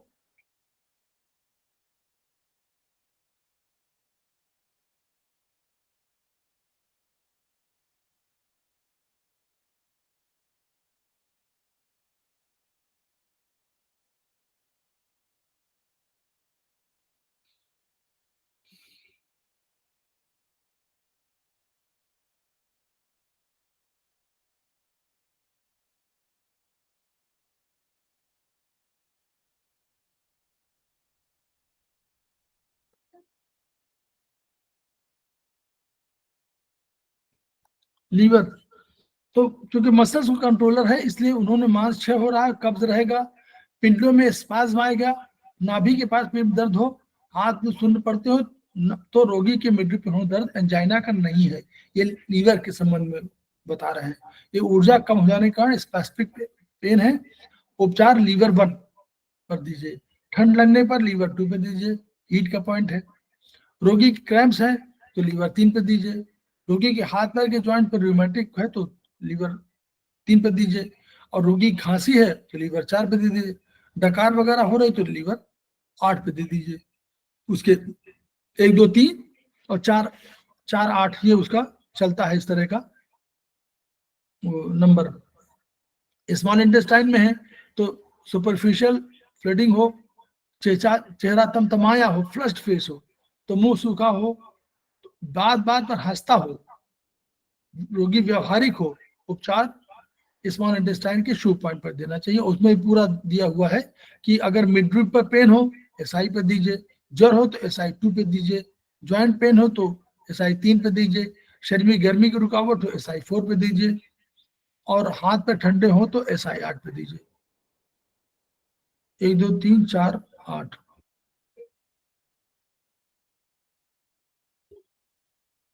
3 5 8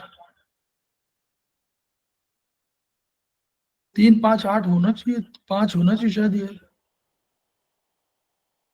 शायद हो सकता है 5 हो, SI 4 या 5 होगा शायद, क्योंकि इसका तो 3 5 8 1 2 ये वाला है इसका। एनीवे वो देख लीजिएगा, मुझे तो SI 4 5 होना चाहिए, क्योंकि जो चार्ट में सर 5 है, पहले जो चार्ट दिया है टेबल उसमें 5 है, SI 5। हाँ 5 है ना, क्योंकि 3 5 8 1 2 है उसका, ये तो 3 4 नहीं। पहला वुड पॉइंट जो है उनका जो वहां से शुरू हुआ है 3 5 8 1 2 इस तरह वो उसका चल रहा है। एनीवे अब यहां से शुरू होगा युआंग स्प्रिंग पॉइंट, जो सब जिंक वेल हो गया, अब दूसरा स्प्रिंग, वही पहले वेल था, स्प्रिंग आ गई। तो यहाँ पर देखिए जो इन ऑर्गन है उसके फायर पॉइंट और जो उसका कंट्रोलर है, देखिए वो कंट्रोल पॉइंट कौन है, वाटर पॉइंट कंट्रोलर है, तो यांग ऑर्गन कंट्रोलर। तो एक कॉम्बिनेशन जो लिया, एक ऑर्गन का जो पॉइंट है उसके दूसरा कंट्रोलर ले लिया है, तो फायर पॉइंट का वाटर पॉइंट है। अब ये फ्रेबैक डिजीज माने ज्वर वाले संबंधी कोई डिजीज होगी तो कैसे, water points of Yang meridian, तो या water points of Yang meridian जो होंगे क्या होंगे, वो कीट हॉटनेस सिम्टम करेंगे, यानी जो यांग मेरिडियन के वाटर पॉइंट होंगे वो हॉटनेस सिम्टम को दूर करेंगे, और जो इन मेरिडियन के फायर पॉइंट होंगे वो कोल्डनेस सिम्टम को ठीक करेंगे। अब हॉटनेस सिम्टम को इन्होंने पूरा डिफाइन कर दिया है। कौन हॉटनेस सिम्टम, कि ज्वर, लाल पीला, जीपित बढ़ा हुआ, अधिक प्यास हो, कोल्ड ड्रिंक्स पीना चाहे लगातार, ठंडा भोजन, ठंडे पेय पसंद करे, सूखे फटे लाल होठ, तुनक मिजाज, बड़ा तुरंत इरिटेशन वाला हो, बेचैन, फैलकर पीठ के बल सोए, हाथ पैर गर्म, पेशाब गर्म, गर्म लगना, ये सब उसके हॉटनेस सिम्टम में है। तो इसमें जब हॉटनेस सिम्टम है तो water point of Yang meridian को आप, अगर आप कुछ नहीं करेंगे, केवल मेथी लगा देंगे तो भी ट्रीट करेगा, ये भी समझ लीजिए। अगर जीबी 43, SI2, UV 66, ST 44, इनमें आप मेथी लगा देंगे तो भी चलेगा। फायर पॉइंट में इन मेरिडियन में आप करेंगे, कोल्डनेस पॉइंट होगा तो कोल्डनेस में पैर सिकुड़ कर करवट सोए, बात ना करना चाहे, पीले काले होठ हो, तो ये कोल्डनेस माने एनर्जी कम होने का वो है, और ठंडक लगी हुई है। नाखून में चंद्रमा हो, जीभ सफेद हो, कफ काफी मात्रा में हो, प्यास नहीं हो, गर्म भोजन गर्म पेय पसंद करे, और लार ज्यादा हो, पेशाब ज्यादा हो, और पतले दस्त हो, तो ये आपका ठंडक का वो है। इसमें आपको फायर पॉइंट को इन मेरिडियन को लगा दीजिए।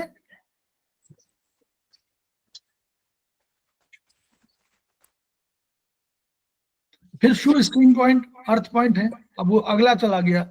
ये एनर्जी, ये जो है आपका रोग की बात कर रहा है कि रोग अंदर की ओर प्रवेश कर रहा है। पहले जिंगल कहाँ है, एक्यूट, एक्यूट माने वेल पॉइंट, शुरू में आया झंझावात की तरह आया, फिर धीरे धीरे रोग अगर बाहर टाइम खत्म हो गया तो ठीक है, अंदर आने लगा तो फिर ज्वर आएगा, अंदर आएगा। आप मॉडर्न साइंस में कहिए तो ज्वर आएगा, क्यों, क्योंकि तरफ बैक्टीरिया आएगा, तो बैक्टीरिया के अगेंस्ट में एंटीबॉडी क्रिएट होंगे, या डिफेंस वाला सिस्टम लड़ेगा, लड़ाई होगी तो कहीं गर्मी आएगी, गर्मी आएगी तो टेम्परेचर बढ़ेगा, टेम्परेचर बढ़ेगा तो वहां रक्त सब जगह आने लगेगा, क्योंकि कोई टिश्यू डैमेज हो गया है, तो सब डिफेंस की मैकेनिज्म सब जगह खबर पहुंच जाएगी कि अपने अपने सारे सिपाहियों को भेजिए, तो सिपाही जितने आएंगे वहां पर गर्म हो जाएगा, ठीक है। तो ये शुरुआत, लेकिन धीरे धीरे अंदर चला जाएगा।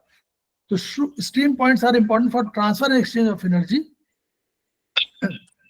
रूमेटिक डिसऑर्डर में जब हाथ पैर के स्मॉल जॉइंट्स में क्रॉनिक सबएक्यूट प्रॉब्लम हो तो इन पॉइंट्स का प्रयोग करिए, यानी थोड़ा सा अंदर इन बीमारी चली गई हो तब इसका प्रयोग होता है।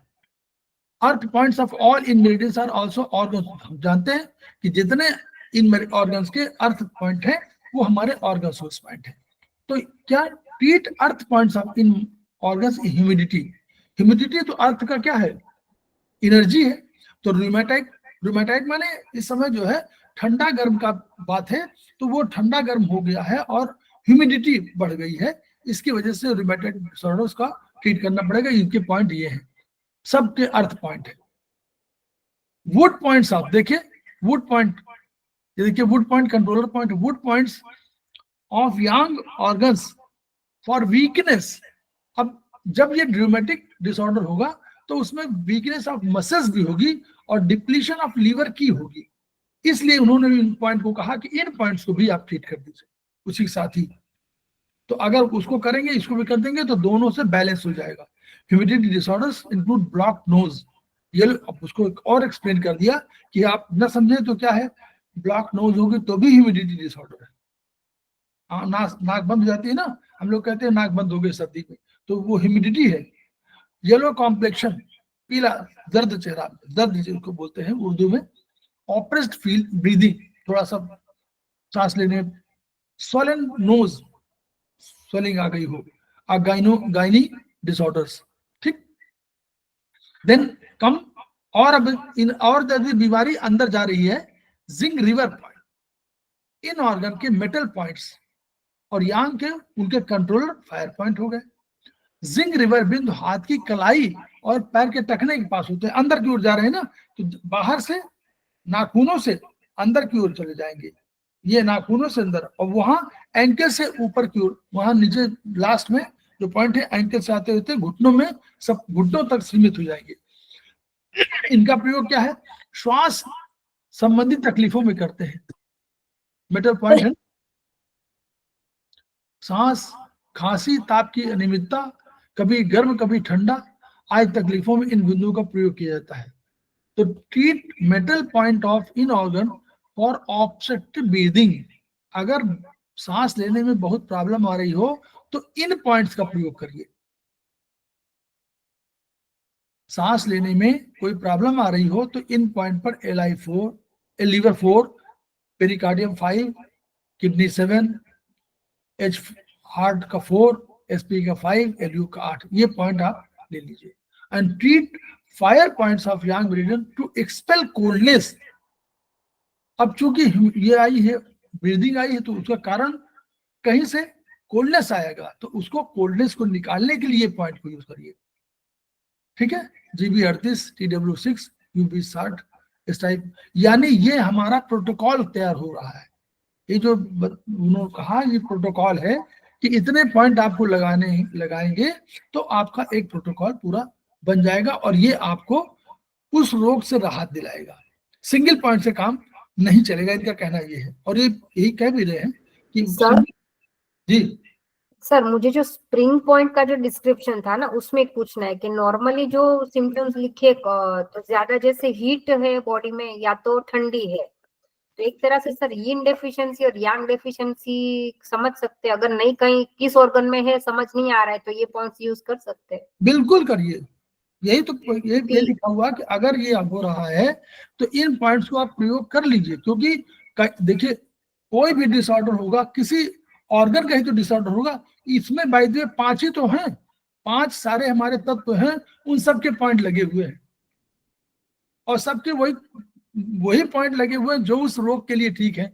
तो यानी अगर, लेकिन नॉर्मली होता क्या है, हम लोग इस चैप्टर को भी देखिएगा, इस चैप्टर को हम लोग भूल जाते हैं, बड़े बड़े प्रोटोकॉल्स में फंस जाते हैं, छोटे प्रोटोकॉल वही कंफ्यूज हो जाते हैं, हार्ट का है, उसका है, उसका है, उसी में फिर कंफ्यूज होकर ट्रीटमेंट नहीं कर पाते। तो जैसे ये कॉमन दिए, मेथी लगा दी तो सबको ये लिखा कि अगर आप ये हो रहा गर्मी है सर्दी तो लगाइए इन पॉइंट को,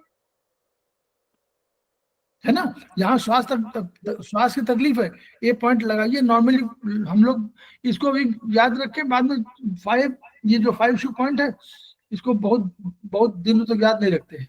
मैं जो समझता हूँ, देखिए विषय को हम लोग समझते चले, हम लोग जाने जरूर, और हमको याद रहे कि हमारा कहाँ पर ट्रीटमेंट कहाँ पर लिखा हुआ है, बस अगर इतना आपने किया है तो आपके लिए बहुत फायदेमंद है।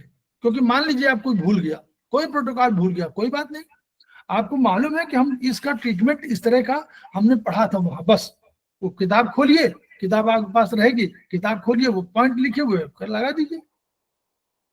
पॉइंट आपको नहीं समझ में आ रहे, चलिए हम ये नहीं कह रहे हैं कि आपको सारे पॉइंट याद है, पॉइंट आपको याद नहीं है, आपके पास ब्यूल चार्ट का वो है तो ब्यूल चार्ट का वो लीजिए और उस पर लगा दीजिए देखकर।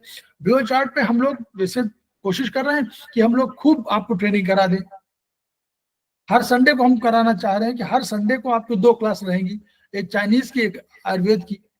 तो उससे क्या होगा, आपको धीरे धीरे, मैं नहीं कह रहा हूँ कि पहली बार में, धीरे धीरे आपको उसके बारे में आइडिया होता चला जाएगा कि नॉर्मल फ्लो क्या है, बैक फ्लो, वो क्या कहते हैं अपोजिट फ्लो क्या है, और ये स्पाइरल मेरिडियन क्या है, हॉरिजॉन्टल मेरिडियन क्या है। ऐसे ही धीरे धीरे यहाँ पर भी इन प्रोटोकॉल को, मेरा कहना यह है कि जो भी आप लोग पढ़ रहे हैं पढ़िए जरूर, लेकिन उस चीज को, वो चैप्टर ही पढ़िए, एक ही उस चैप्टर को पढ़िए और उसमें थोड़ा सा डीप जाइए कि ये पॉइंट लीवर का 4 क्यों कह रहे हैं। अगर ये हम, और ये इसके लिए एक किताब, अच्छी किताब है ट्रीटाइज 2, जो नए स्टूडेंट है उनके लिए बता रहा हूं, अदरवाइज सब जानते हैं। ट्रीटाइज 2 में सारे पॉइंट का,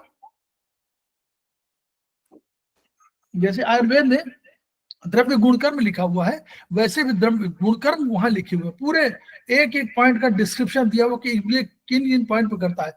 आपको बहुत से पॉइंट पर क्लैरिफिकेशन देने की जरूरत नहीं होगी, आप उसको पढ़ेंगे और लगा देंगे तो वो फायदा करेगा।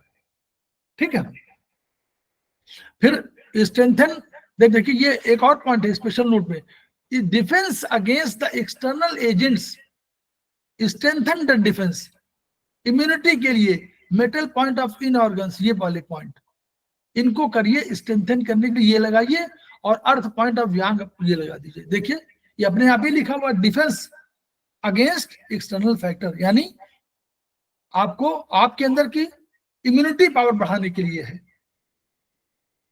इतने पॉइंट आगे, और इसमें बहुत से पॉइंट बहुत इंपॉर्टेंट आगे साबित होने जा रहे हैं आपको। वैसे अगर फिर हम देखें तो मेटल पॉइंट्स, मेटल जो है लंग और लार्ज इंटेस्टाइन में जी मेटल, तो लंग गैदरिंग चीज अगर आगे जाए जब देखें तो लंग वही है ना, गैदरिंग चिबी वो होता है, तो आपकी वो डिफेंस में काम करते हैं, तो उसको हम वैसे भी याद रख सकते हैं फिर हाँ, यस पॉइंट्स। बिल्कुल, वो पॉइंट तो हम लोग को, जैसे पहले जो बाहर की लड़ाई है वो तो पहले लंग्स ही लड़ता है, तो लंग्स वाले तो हमको पॉइंट, ये एलआई की पॉइंट सब याद ही रहने चाहिए, थोड़ा 2-4 पॉइंट तो याद ही रहने चाहिए, इनको कभी यूज करने हम लोग 2 पॉइंट यूज कर रहे हैं तो भी हमारा काम चल, मैं ये नहीं कह रहा हूँ कि पूरा, लेकिन काम तो चल जाएगा, वो एनर्जी आपको मिलना शुरू, आप केवल इन्फेक्शन के पॉइंट लगाना शुरू कर दीजिए तो भी आपको काम चल जाएगा। आप केवल जो है गर्मी लाने का करस्पॉन्डेंस में आप केवल पॉइंट लगा दीजिए, कलर लगा दीजिए, चाइनीज में, आयुर्वेद में, किसी में लगा दीजिए तो काम तो चल जाएगा। आपको ठंडक लगी हुई है तो लंग्स में आप, अगर आप उसमें तो लंग्स में आप क्या लगाएंगे, लाल लगा दीजिए तो लंग्स को हीट मिलेगी। लंग्स को कंट्रोलर है ना, लंग्स का कंट्रोलर है वो, तो कंट्रोल करेगा, तो वहां लाल उसका कलर कंट्रोल कर देंगे तो कम से कम उसकी एनर्जी को कंट्रोल करेंगे। यही है, ये सब सर सिस्टम। कहाँ पे लगाएंगे लाल कलर? करस्पॉन्डेंस, जी करस्पॉन्डेंस कहाँ पर है, ये है, ऐसे ऐसे ऐसे देखिएगा तो यहाँ पर है, जहाँ छाती जी बड़ी है ना वहीं पे लंग्स है, जी ये है ऊपर जो उठा हुआ भाग है हाँ हाँ, तो वहीं पे अच्छा लगा वहीं दीजिए। पे लगाना। हाँ ओके ठीक है, चलिए जी हिस्ट्री पॉइंट और बीमारी अंदर चली गई, हिस्ट्री पॉइंट की तरफ ये है। तो अब इन organ water point, water point क्या है, किडनी पॉइंट है, या अगर वैसे समझे तो वाटर पॉइंट किडनी पॉइंट हुए ना, किडनी है वहां पर, तो यानी अब आपकी बीमारी थोड़ा सा अंदर चली गई है। और यांग ऑर्गन के कौन सा पॉइंट है, अर्थ पॉइंट, अर्थ पॉइंट इन ऑर्गन के वो ही सो पॉइंट्स घुटने या कोहनी के पास होते हैं, घुटने में अंदर की ऊर्जा। When external factors have affected the internal environment, देखिए इंटरनल एनवायरनमेंट को प्रभावित करना शुरू कर दिया, सिचुएशन लाइक कंट्रावेक्शन अराइजेस। अब कंट्रावेक्शन क्या हो गया, कंट्रावेक्शन माने अब जो है, कंट्रावेक्शन को कहीं नोट कर लीजिए हमेशा के लिए, कंट्रावेक्शन का अर्थ यह है कि अपने मार्ग से अलग हो जाना। तो मार्ग से 2 डिग्री अलग हुआ है कि 4 डिग्री अलग हुआ है कि 100 डिग्री अलग हुआ, कोई अंतर नहीं पड़ता। 0 से लेकर के 360 डिग्री तक कोई भी विचलन होगा, 360 तक 369 तक होगा ना, सीधी रेखा 180 हुई और ये यहीं पर आकर आ गया 360 हो जाए तो 360 टूटा, कहीं भी कोई भी विचलन 1 डिग्री से लेकर किसी भी डिग्री तक विचलन हो, विचलन माने डेविएशन हो, वो डेविएशन कंट्रावेक्शन कहलाएगा। कंट्रावेक्शन एंड और डायरिया क्या होता है, अब उस समय क्या होता है, रोग जब अंदर चला गया तो सारे, जैसे आप देखिए, आपने देखा होगा वीडियो वगैरह देखते होंगे कि एक जानवरों का झुंड जा रहा है, शेर आता है तो क्या होता है, कोई जानवर इधर भागता है कोई उधर भागता है, देखा होगा आपने, कोई बाएं दाएं समझ जाते हैं ना, तो झुंड में। वैसे ही जब एनर्जी बाहर से कोई आई, पैथोजेनिक फैक्टर है वो रोग लाने वाला कारक है, चाहे वो बैक्टीरिया हो, चाहे वायरस हो, चाहे बाहर का विंड हो, कुछ भी हो। अब वो क्या करती, तितर बितर कर देती है, तो नॉर्मल जो यहाँ का अपना मार्ग भूल जाते हैं, वो कंट्रावेक्शन है। तो इस कंट्रावेक्शन में आपको की और बॉडी फ्लूइड्स का मूवमेंट की दिशा उल्टी होने लगती है, बस इसी को कंट्रावेक्शन कहते हैं।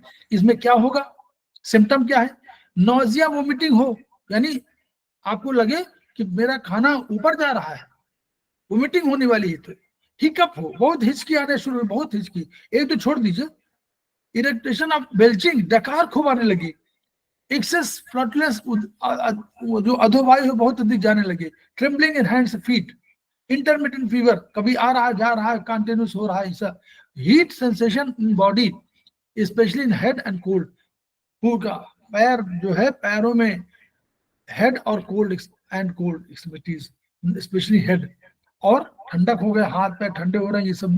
तो इन चीजों का सबसे अच्छा बिंदु लिखा हुआ है ST 36 है, ये बिंदु स्टमक मेरिडियन का अर्थ पॉइंट है, उसी में लिखा हुआ है। इस पर उपचार देने से केंद्र की ऊर्जा बॉडी आपूर्ति कंट्रावेक्शन ठीक हो जाता है। ST 36 को नोट कर लीजिए आप लोग। ST 36 याद करिए कहाँ का पॉइंट है, डिस्टल पॉइंट ऑफ नाभि से लेकर के और डायफ्राम से लेकर नाभि तक का पॉइंट था ना, हम लोगों ने पढ़ा था। जी सर। वही पॉइंट है, देखिए उसी पॉइंट पर कंट्रावेक्शन होगा ना तो आपको नोजिया लोगी, ऐसा लगेगा ऊपर जा रही है नीचे जा रही है, तो वही कह रहे हैं ST 36 सबसे बढ़िया पॉइंट है।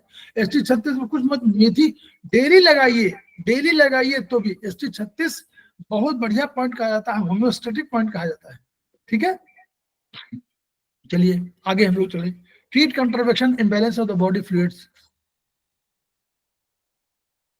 तो ये है treat by treatment of on water points of any organ, जो वाटर देख इसके पॉइंट, वाटर पॉइंट देखिए, तो इन ऑर्गन्स के वाटर पॉइंट के करने से ये करेंगे तो ये क्या होगा, एक्सेस बॉडी फ्लूइड्स को निकाल देता है।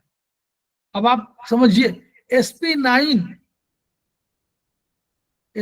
एक पॉइंट मिला ना आपको, ये भी बहुत बढ़िया काम करता है, केटेन बहुत बढ़िया काम करता है, लीवर 8 बहुत बढ़िया काम करता है। SP9 देखिए, ये SP9 लीवर 8 ये सब पॉइंट जो है एक्सेस बॉडी फ्लूइड्स को निकालता है। तो अगर आपको बॉडी फ्लूइड्स को निकालना कभी हो, पेट में थोड़ा सा पानी लगे कि इधर बढ़ गया है या पैरों में पानी बढ़ गया, तो SP9 को सिलेक्ट कर दीजिए, केटन को सिलेक्ट कर दीजिए, तो पानी निकल जाएगा। सर हाँ सर, पानी बढ़ गया मीन्स स्वेलिंग आ गई, एडिमा। हाँ एडिमा, पानी बढ़ गया मतलब एडिमा एडिमा लीवर 8 शरीर में जल की कमी से। अब लीवर 8 क्या करता है, ये देखिए लीवर 8 क्या काम कर रहा है, वो कह रहे हैं कि जो लगाते हैं उससे क्या हुआ कि एक तो पानी की बॉडी फ्लूइड्स को निकाल दिया, दूसरा जो जल की कमी से पहले क्या हो गया, मांस आपका जो है वो थोड़ा सा गल रहा था, उसको ठीक कर दिया उनको, तो आपका वेट बढ़ने लगेगा। अभी तो वेट बढ़ा था पानी की वजह से, अब वेट बढ़ेगा रियल कारणों से। Treat contravection imbalance of water energy, treat on earth point of, देखिए बहुत बढ़िया पॉइंट है। GB 34 यात्रा में होने वाली उल्टी के भाव को ठीक करता है। गाड़ी बैठे हो, आप ट्रेन में जा रहे हो, आपको लग रहा हो, GB 34 को पॉइंट को लगा लीजिए, मेथी क्यों लगा लीजिए, GB 34 मेथी क्यों लगा लीजिए और पूरा जाइए, आपका ये भाव नहीं आएगा। ST 36 इरेक्टेशन को ठीक करता है, ST 36 को लगाए उल्टी भाव को, ये भी ठीक करेगा। ST 36 एसिडिटी का, एसिडिटी में आपको लगेगा ना यहाँ पर चेस्ट बर्निंग हो रही, वो सब ST 36 है। ST 36 LI11 हाई BP को ठीक करते हैं और दोनों बिंदु कैंसर के दर्द को भी कम कर देते हैं, और LI11 ताप का नियंत्रक है, टेम्परेचर के लिए LI11। फिर ट्रेम्बलिंग इन हैंड्स, ST 36 को सेडेट करना चाहिए, हाई BP के लिए ST 36 को सेडेट करेंगे, ST 36 को हाई BP के लिए। हाँ जी सर। नहीं, मेथी लगाइए, ST 36 बहुत बढ़िया बैलेंसिंग पॉइंट है, ये होम्योस्टेटिक पॉइंट है, ये होम्योस्टेटिक पॉइंट है, वैसे होम्योस्टेटिक पॉइंट है। हाई बीपी में तो देखिए आप कभी कभी ST 36 को सेडेट भी किया जाता है, लेकिन नॉर्मली ST 36 को हम लोग टोन करते हैं नॉर्मली, लेकिन यहाँ बीपी को हाई बीपी है तो टोन तो कर नहीं सकते, इतना है। सर ऑर्गन सोर्स पॉइंट है ना ST 36 तो। सर हार्ट, ये हाई बीपी के साथ अगर हार्ट बीट बढ़ती है तो उसके लिए साथ में और कौन सा देंगे? 2 पॉइंट दिए तो वैसे तो हार्ट के अपने पॉइंट दीजिए ना। हार्ट वो बीपी बढ़ता है आपका, तो लीवर, हाँ बीपी बढ़ने में देखिए लीवर, और बीपी बढ़ने के लिए दूसरे हम लोग देखिए डायरेक्ट हम लोग हार्ट पर कभी नहीं अटैक करते नॉर्मली, अगर कर देते भी तो केवल मेथी देते हैं। और उसके पॉइंट लीवर के, देखिए बहुत सा हाई बीपी लीवर की वजह से होता है। प्लस हम लोग अभी और आप देखिए और एनर्जी हम लोग जानते हैं कि हम लोग ब्लैक कलर लगा काम चला देते हैं यहाँ पर। इस हम वो दूसरे थेरेपी में लेफ्ट थंब में पूरा जो नाखून जहां पर है, ये दिख रहा है नाखून, नाखून स्किन जहां मिलती है, तो हाई बीपी में हम लोग ब्लैक कलर देते हैं या ब्लू कलर। लेफ्ट थंब में यांग की तरफ नाखून जहां पर है, ऊपर की तरफ, बिल्कुल बीच, नाखून के साइड की जितनी भी स्किन है, नाखून बीच में, बिल्कुल बीचों बीच नाखून और स्किन के बिल्कुल बीचों बीच सर। बीच माने दाहिने बाएं दोनों, और नाखून से और स्किन से टच होता हुआ ब्लैक। और अगर लो बीपी होता तो वहां रेड कर देते हैं। Excuse me sir. जी सर नहीं जैसे हार्ट बीट बढ़ती है, मैं तो यही पूछ रही थी। तो हार्ट बीट बढ़ने का जो होता है उसमें सबसे बढ़िया बैलेंसिंग का पॉइंट है, हम लोग यहाँ लगाते हैं डॉक्टर वॉल का पॉइंट H6A। अभी आज लगाया नहीं है, लगा लेते हैं उसको यहाँ पर। पेसमेकर कौन सा? H6A, वो आगे पढ़ेंगे ना आप लोग। ओके। H6A उसको बोलते हैं H6A। जी बोलिए। हाँ बोलिए। जी सर, मैं कहना चाहता था कि जो ब्लड प्रेशर है और जो हार्ट बीट है उसमें इनवर्स रिलेशनशिप है सर, डायरेक्ट नहीं है। इनवर्स मींस जैसे बीपी बढ़ता है तो हार्ट बीट घटती है फिजियोलॉजिकली। अगर बीपी लो हो तो हार्ट को एक्सर्ट करना पड़ता है, तब हार्ट बीट बढ़ती है। ये जनरल लॉ है। और एक्सेप्शनल केसेस में जहाँ पे साइकोसोमा होता है, मनोवैज्ञानिक कारण होते हैं स्ट्रेसोजेनिक, वहां पे बीपी बढ़े हुए में आपको रेयर केसेस में हार्ट बीट बढ़ी हुई मिलती है।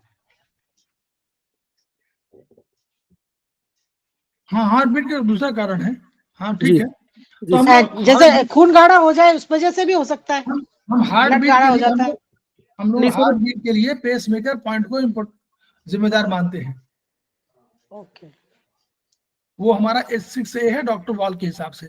उसको हम लोग H6 या H7 के बीच में मान लेते हैं, लेकिन डॉक्टर वॉल ने H6A स्पेशली कहा है। तो उसमें क्या लगाना चाहिए, मेथी या मैग्नेट? उसमें तो हम लोग चक्रा मैग्नेट लगाते हैं। ओके, चक्रा टोन, ठीक, okay, that is pacemaker point. चलिए ठीक है।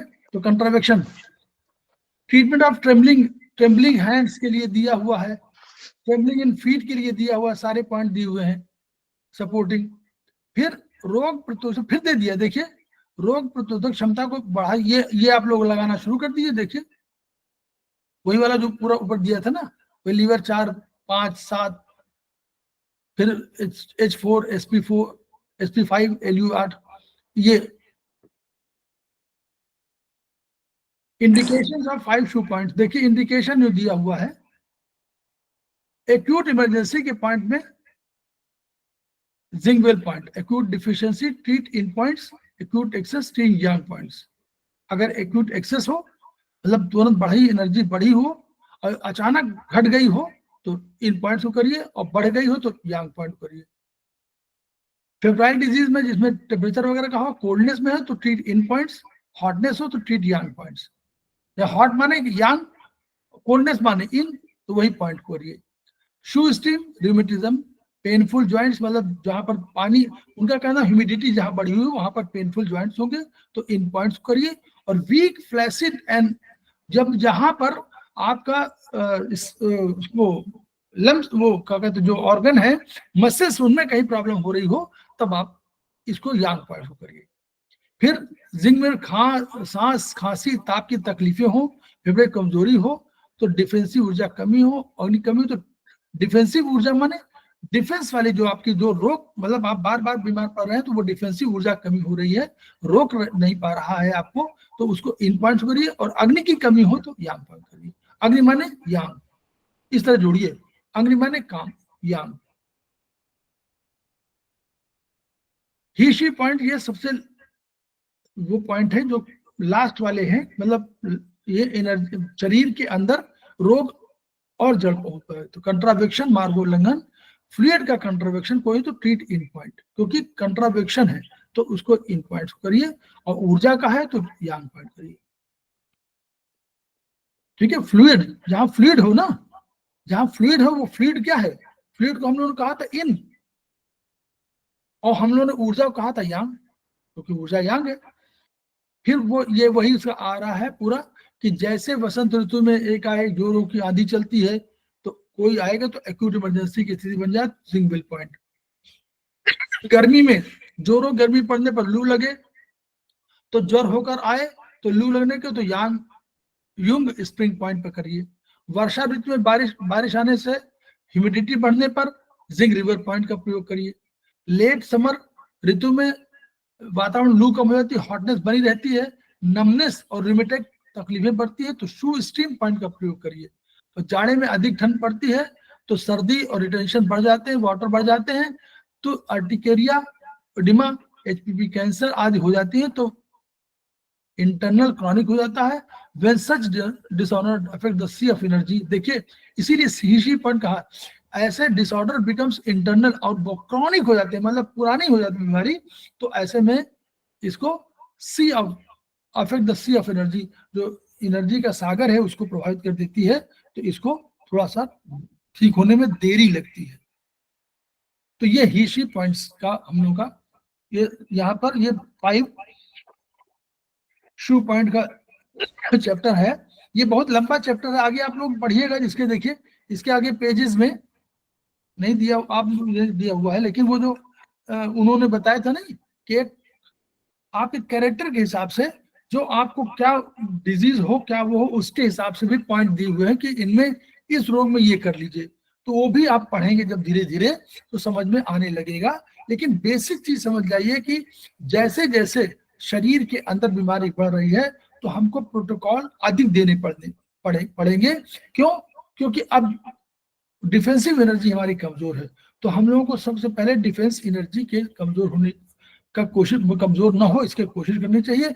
उसके लिए चाहे चाइनीज में चाहे आयुर्वेदिक में जहां हमको पॉइंट मिलते हैं अपने इम्यूनिटी पावर को बढ़ाने के लिए। तो इम्यूनिटी पावर कहाँ से बढ़ती है? पहला तो भोजन से, भोजन आप बढ़िया ले रहे हैं तो आप इम्यूनिटी सत्तर का है, सारी चीज बैलेंसिंग ले रहे हैं तो इम्यूनिटी, तो सारी चीजें बैलेंस कर रहे हैं, खाने में जो है प्रोटीन, फैट और सारे मिनरल्स, विटामिन ले रहे हैं, तो इनसे भी आपको फर्क पड़ती है। यही तो इम्यूनिटी है। आपके शरीर की प्रतिरोधक क्षमता क्या है? आप शरीर को जितना स्वस्थ रखोगे, एक्सरसाइज भी करिए, हार्ट को, लंग्स को, सबको काम करने का अवसर दीजिए, है ना। कोई एक्सरसाइज लंग्स की होती है तो वो करिए, हार्ट की होती है चलना, टहलना, दौड़ना, कूदना, इसके लीवर की होती है स्ट्रेच एक्सरसाइज, ताकि आपके मसल्स ठीक रहें, जोड़ ठीक रहे। जोड़ों की एक्सरसाइज होती है, आंखों की एक्सरसाइज होती है, नाक की होती है, हमारे पास सब दिया हुआ है। हम लोग के यहाँ नाक की, हाथों में हम लोग फिर अंत में यूज कर लेते हैं कि हम लोग के पास एक हम लोग एक्यू योग हम लोगों ने बोल दिया है ना उसको, एक्यू योग करिए, तो उसको आप करिए। तो ऐसे करके हम लोग काम कर सकते हैं। और चाइनीज में भी बहुत बढ़िया पॉइंट है, इतने बढ़िया पॉइंट है। अभी चाइनीज के 2 और चीजें हैं। ये टीसीएम हम लोग पढ़ रहे हैं बेसिकली, हम लोग फिर डॉक्टर वाल पढ़ेंगे। अब रमेश जी इस बार डॉक्टर वाल पढ़ेंगे, तो जब डॉक्टर वाल पढ़ेंगे तो और आंखें खुलेंगी, क्या रे डॉक्टर वाल ने कैसे लिखा, और साइंटिफिक, मोर साइंटिफिक, इसी को साइंटिफिकली प्रूव किया और अपना और कोई पॉइंट दे दिया। फिर प्रोफेसर पारजीव को पढ़ेंगे अगले चौथे सेमेस्टर में, तो वो आपको लगेगा अरे ये तो हमारे योग दर्शन का ही था, लेकिन उन्होंने अपने एक ढंग से इंटरप्रेट कर दिया और उसी के बेस पे हम लोगों ने कुछ आयुर्वेद भी उसी बेस करा दिया कंसेप्चुअली। तो ये धीरे धीरे हमारा ज्ञान बढ़ेगा, लेकिन इस ज्ञान को सुरक्षित रखना है। श्रद्धाचार्य मैडम देखिए 3rd सेमेस्टर में आ गई हैं, अब वो डॉक्टर वाल पढ़ेंगे इस बार। जी सर। नहीं जी सर, जी सर। हाँ, सारे लोग देखिए प्रसन्न है। कल तक बड़े परसों तक बड़े तनावग्रस्त थे कि भाई कैसे होगा, वाइवा क्या होगा, कौन पूछेगा क्या पूछेगा। हमने कहा पास तो हो गए आप, 70% से ऊपर मिल गया, 90% के आसपास मिल जाएगा तो आपका बिल्कुल ठीक हो जाएगा। भाई 70 से सर 90। जी सर जो याद था उससे परे ही पूछा सबने, और ये जीवी वाला पॉइंट तो बिल्कुल ऐसा था, पर उनने मेरे से पूछा ही नहीं। चलिए अच्छा है। तो हम लोग अभी 5 मिनट का ब्रेक लेते हैं। हम लोग क्या करें, खेमका सर के सपनों को पूरा करने के लिए हम लोग each one reach one, each one treat one, each one teach one, इसकी भावना विकसित करें, और तभी विकसित होगी जब हम ज्ञान का आदान प्रदान करेंगे, ट्रांसफर करेंगे। अभी एक साहब मुझे, एक मैडम है 6th सेमेस्टर में, वो कह रही थी कि ज्ञान को, खुद उन्होंने कहा कि ज्ञान को हम जब बाहर बांटते हैं तो हमारा ही ज्ञान बढ़ता है। यही हमको कहना है, सबको कहना है, जितना ज्ञान बांटेंगे उतना ज्ञान बढ़ेगा। इस धन को खूब खर्च करिए, मुक्त भाव से खर्च करिए। अगर इस ज्ञान को निःशुल्क कर सकें, निःशुल्क मॉनेटरी टर्म्स में, तो सबसे बढ़िया है। जितना कर सके, मैं नहीं कह रहा हूं, जितना कर सके करिए। अगर मॉनेटरी टर्म्स में निःशुल्क कर ले, लेकिन शुल्क जरूर लीजिए। शुल्क ये होना चाहिए हम लोगों का कि उस विधा के प्रति हमारी निष्ठा किसी और किसी चीजों से गवर्न न हो। हमारे आपसी वैर, लोभ, मोह, इनसे वो चीजें गवर्न न हो।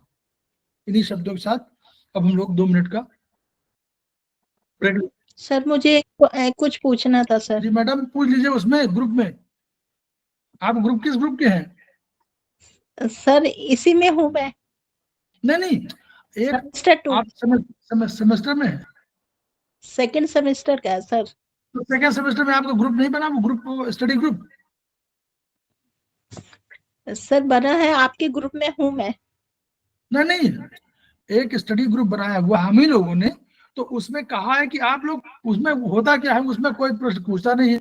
लास्ट में इम्तिहान के समय केवल क्वेश्चन आवर शुरू हो जाते हैं। उसमें क्वेश्चन नहीं सर, मुझे तो अपनी ये, जैसे मैं ज्यादा देर तक पढ़ती हूँ ना तो आंखें ब्लर होने लग जाती हैं, तो उसके लिए सर मैंने CV8 लगाया। तो वो 2-3 दिन लगाया तो ठीक रहा, लेकिन फिर मैंने छोड़ा तो फिर पढ़ती हूँ तो फिर वही प्रॉब्लम हो जाती है। कंटिन्यू मतलब पूरा हफ्ता लगाया तो ठीक रहा। देखिए उसके लिए लीवर पे ध्यान दीजिए। लीवर, आयुर्वेद में लीवर कहाँ पर है? सर ये लेफ्ट हैंड के राइट साइड, इधर राइट साइड में। नहीं, इसमें लीवर ना, इस पर बीच में है। आंखें आपके बीच में है, वहां पर एक तो मेथी पट्टी बांधिए। दूसरा, अगर कभी क्या हो रही है, आपका आंखें ब्लर हो जाती हैं सर, पढ़ा दिखाई देना बंद हो जाता है, पढ़ा नहीं जाता। एनर्जी कम है।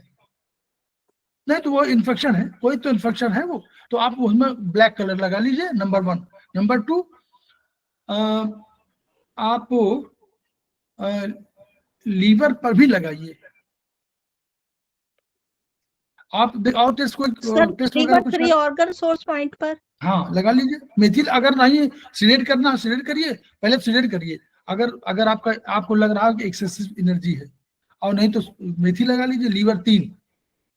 ठीक है सर। और इसमें आंख वाले पर दोनों, अगर चाहे तो दोनों में लगा लीजिए। ये लेफ्ट आई राइट आई दोनों आई है। ठीक है सर। दोनों मेथी पट्टी लगाई या ब्लैक कलर लगा लीजिए। ठीक है, ठीक है सर। वैसे मैंने ये छोटा सा लगाया था ब्लैक कलर। हाँ ठीक नहीं हुआ? नहीं सर, मतलब नहीं लगा मुझे ज्यादा फर्क पड़ा है उससे। ब्लैक कलर से फायदा नहीं हुआ? नहीं सर। तो इन्फेक्शन का मेथी पट्टी भी लगाई उसके लिए सर, मैंने मेथी पट्टी भी लगाई। यहाँ फायदा नहीं हुआ? नहीं sir. Sir liver blood deficiency लगा सकते हैं ब्लड विजन के लिए?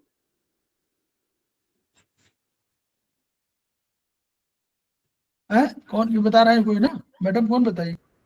जी सर, अनिशा। अनिशा मैडम ने ठीक बताया है, लेकिन ये पॉइंट जो है लीवर ब्लड डिफिशिएंसी का, अगर हाँ ये प्रश्न देखिए ऐसा है, इसीलिए हम लोग बताते नहीं हैं। बताना मतलब ये जो नॉर्मल प्रश्न होते हैं बताए जाते हैं कि आपको ये हो गया है। अब लीवर ब्लड डिफिशिएंसी वाला पॉइंट जो अनिशा मैडम ने बताया, ये जल्दी जो है ऐसे तय नहीं होता है।